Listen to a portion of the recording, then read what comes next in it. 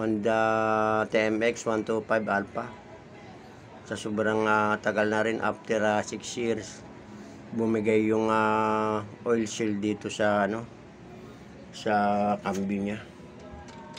So dinala ko siya ng Quezon Province sa aking resort. Ito yung naging resulta na.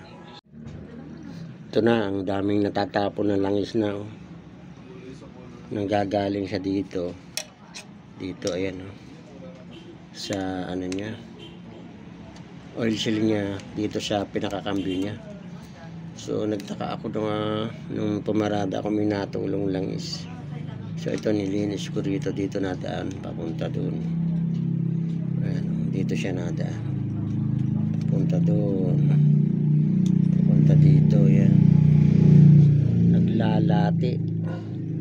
Kaya doon sa may mga sasakyan, mga motor man o mga 4 wheels, silip-silip din lagi sa ilalim ng makina para kagaya nito. Na siya, may tagas na dito. Kung minsan kaya nagkakaganito ito kasi pagka nag-change oil, nasusubrahan ng langis. Kaya naghahanap ng madadaanan talaga lalabasan. Kaya lang ito, ang kaso nito, sa sobrang tagal na rin ng makina nito. Bali mahigit 6 na taon na ito. So expected na talagang mayroong mangyayari na ganito. Mahirap itong ganito pag naubusan to ng langis, ay lalong malaking problema. Ayan ayan, sinare ko lang. Lalo't higit sa lahat doon sa mga baguhan.